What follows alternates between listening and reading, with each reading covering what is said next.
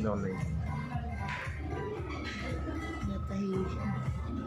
Age doesn't really matter. Yes. At the age of 18 years old, ako po ay ng ibang bansa dahil ako ay may pangarap. Sino po ang may mga pangarap dito? Yes, siguro naman lahat may pangarap.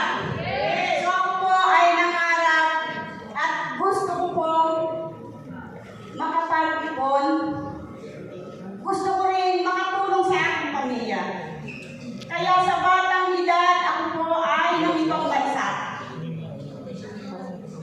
Dahil ang alam ko noon, pangingibang bansa lang ang solusyon para kumita ng malaki. Di po ba? Agree po ba ang bawat isa? Na only pagiging OFW lang ang source na malaki ang kita, yayaman daw. Di ba? Yayaman. So ako po sa batang edad, nangarap ako na mag-abroad. So napunta po ako sa iba't ibang bansa, name it, Kuwait, Jordan, Saudi Arabia, Bahrain, everywhere. At ako po ay tumagal sa Hong Kong. Doon po ang last destination ko. So gusto ko pong ipakita sa inyo ang aking slides para makita niyo yung aking slides ko. Dahil this is my first time na mag-talk sa marami, kaya ako nito ginagawa.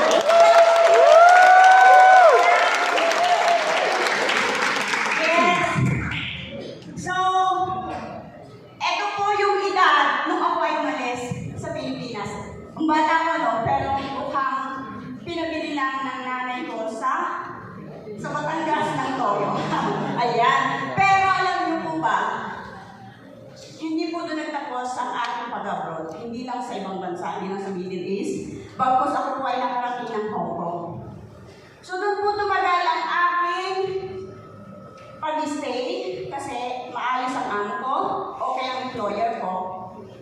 Kaya naman medyo ginanahan ko. But hindi ko po namamalayan, ako po pala ay nagkakaedad na. So, nag-isip po ako ng isang opportunity na kumita kahit ako nasa Pilipinas na. Sino po ang nasa sa ngayon dito na gustong kumita na kasama ang pamilya? Yes! Lahat po tayo ay gustong magkaroon ng income kasama ang pamilya, di ba? Kukunti po, ako po mahirap dahil ako'y nasa ibang bansa.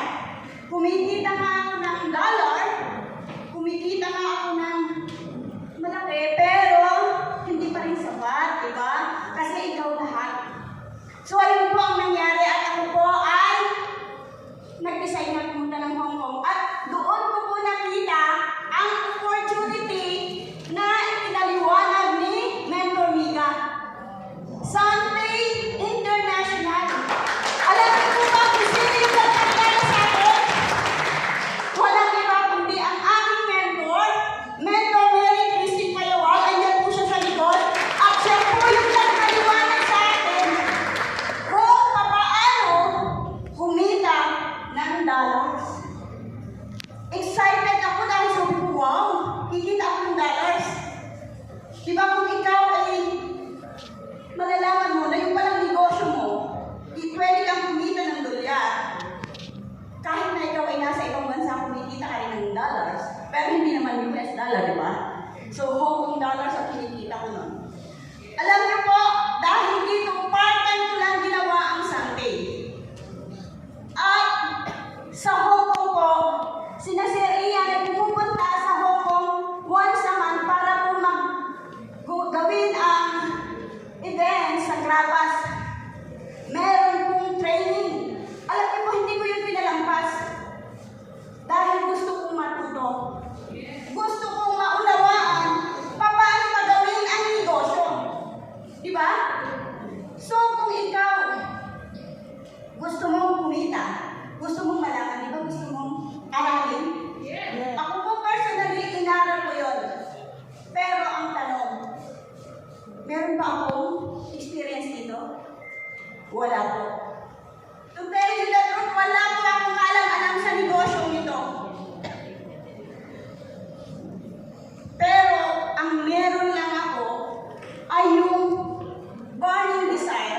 na matuto at maunawaan ang negosyo.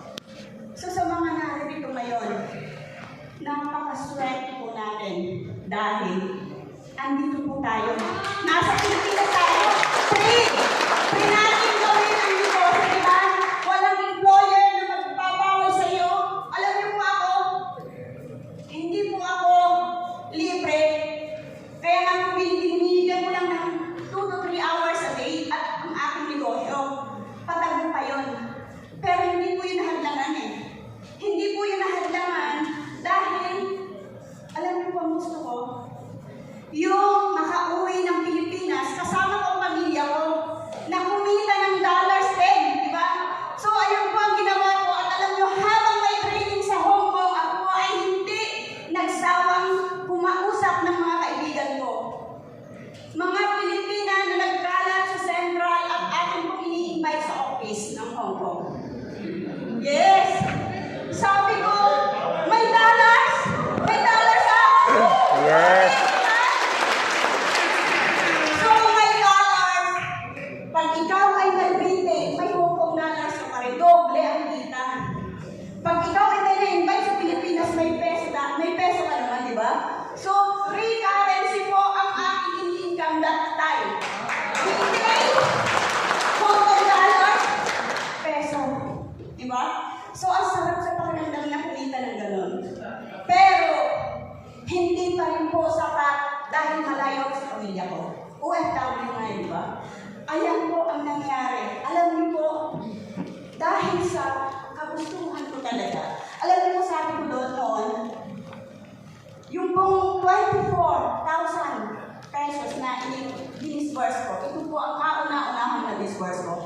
Hindi pa po ako naniniwala. Sabi ko, kaya ko bang kitain yung gano'n na income? Kasi sabi ko, retail lang.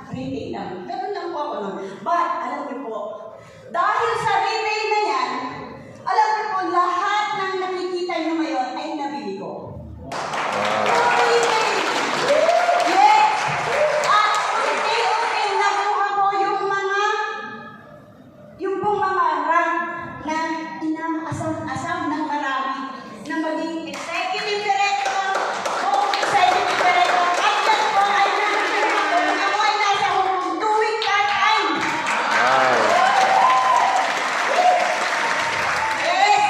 Yes po. At unang-una ko pong natanggap yung pong sinabi ni Mentor Mika na meron ka bang makukuhang gadget dito? Yes, may nakuha akong gadget. At hindi lang gadget, TV na napakalaki. 42 inches. Wow. For free. At unti-unti rin po ako nakapag-ipon. Na dati, hindi po ako nakapag-ipon. Dahil may kailangan ng pamilya ko. Sila po ang inuuna ko. And, syempre dahil dyan, nakita ko ang negosyo napakaganda. Nag-decide po akong mag-franchise. Wow. Yes, nag-franchise po ako. Nasa Hong Kong po ako noon. Nag-franchise po ako sa Pilipinas. At sino yung nag-aasikaso ng franchise product ko? Ano? Ang family ko po. Wow. Dahil ang pamilya ko ay kasama ko dito sa negosyo ito. Kaya yung mga nanonood ngayon, pwede po natin isama ang pamilya natin. Tama eh. Yes, para po mas malaki ang income. Di ba gusto niyo ng income? Yes! Yes. So, yun po ang ginawa ko. And after that, alam niyo po, ang inyong lingkod ay hindi marunong sa technology. Dahil nga, bata akong nag-abroad, high school graduate, hindi pa uso noon ang laptop. Diba? Sinong nakaka-relate sa mga nanonood ngayon? Hindi pa po ako marunong. Hindi nga po yung mga cellphone ngayon na Android, hindi ko po yan alam gamitin. Pero alam niyo po kung sino yung nagturo sa akin? Walang iba kundi ang mentor ko. Tinuruan niya ako kahit gabi na. Kahit late na. Dahil nagtatapos po akong magtrabaho sa Hong Kong ng 11 o'clock ng gabi. Alam niyo po, inaakit kami ng alauna. Kaya napakaswerte yung mga nararito ngayon na kasama niyo ang sponsor niyo.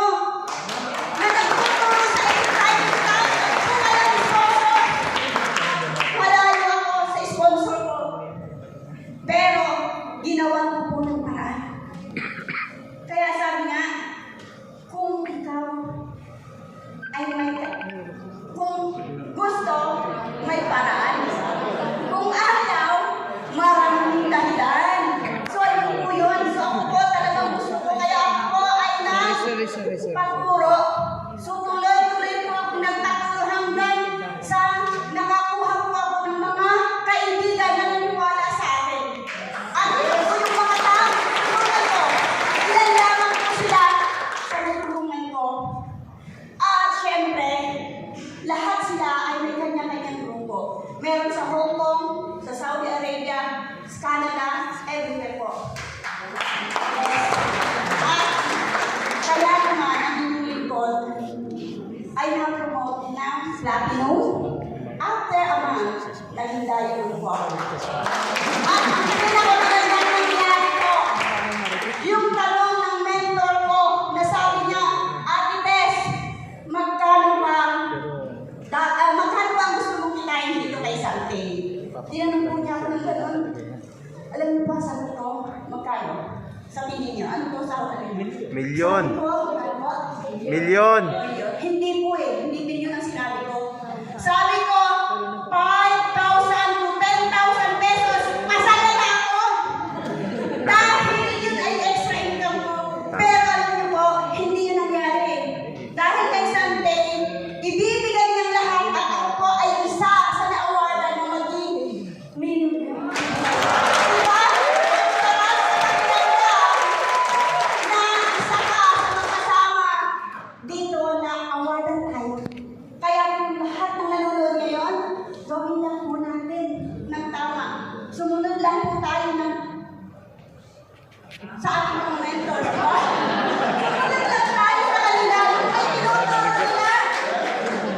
Alam mo po yung milyon, madaling kitain. Yes, ate. Natatanong si ate. Totoo yun, ate. At alam niyo po ba, ang pinakamasayang nangyari sa akin, year 2020, yung pangarap ng mga OFW, alam ko maraming nanonood na OFW sa FB Live. Pinapanood ko nila ang ating event na to. Pangarap ng bawat isa na makapag-for good. At ako po na inyong lingkod, ako po ay nakapag-for good. Last year 2020, ako, nakapag-for good ako at hindi po ako natakot na mag-for good. Bakit? Dahil meron po tayong Sunday International. Lakas na yan. Hindi po ako natakot yan. Yes. At ito pong Sunday International, ang kasama ko ngayon na ginagawa ang negosyo full time. Yes, at dahil dyan, ako po ay nagpatayo ng mini office ko sa Mindoro. At dyan po ako tumatayo lagi. At alam niyo po, feeling ko nasa iba't ibang bansa ako. Dahil feeling ko, mga kausap ko, nasa iba't ibang bansa. Nasa Hong Kong, nasa Saudi, saan naman, nasa Canada. So, hindi ko po na-feel na ako pala ay nasa Pilipinas na. Diba? So, yun po ang nangyari. At ang pinakamasaya ay yung makasama ko, ang pamilya ko.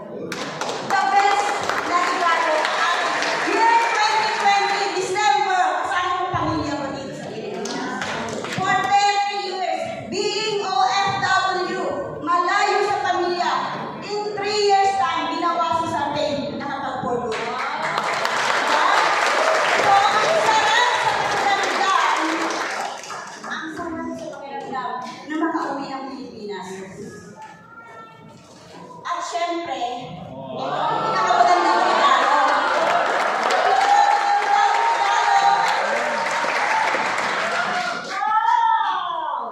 Yes, pinakamagandang regalo na ibinigay ng Sante. Gusto niyo rin po ba nito? Yes, ang lakas ng yes. Ang galing na po. So, salamat kay Sante. Thank you sa inyo.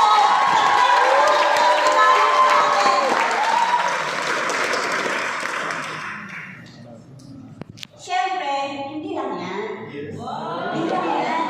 Dahil last August, ang inyong pong lingkod ay nakasama rin sa travel. Ayan.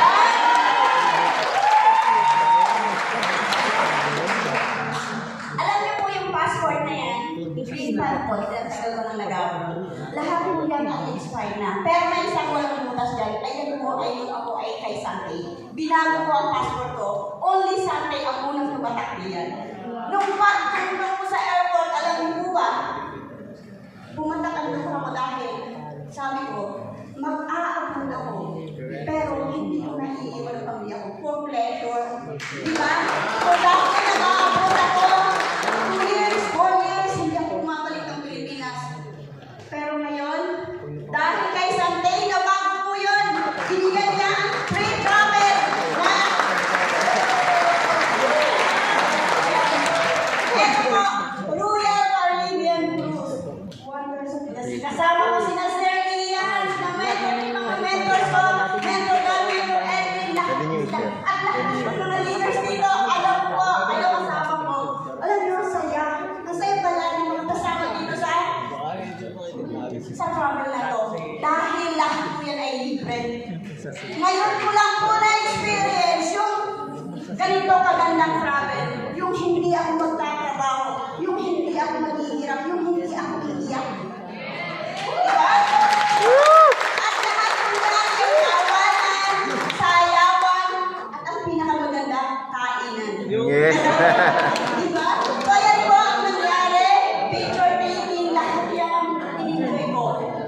At alam niyo po ba, bakit mayroon niyang blanco? Dahil alam ko, isa sa mga nakaupo ngayon at marami tayong lahat dito kasama sa next travel blanco!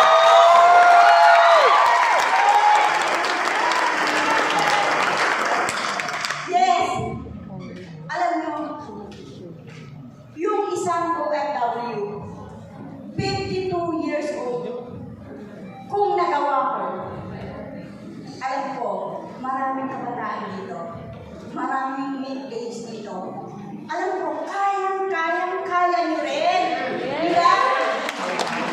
Again, age doesn't really matter. To achieve your dreams in life, I'm your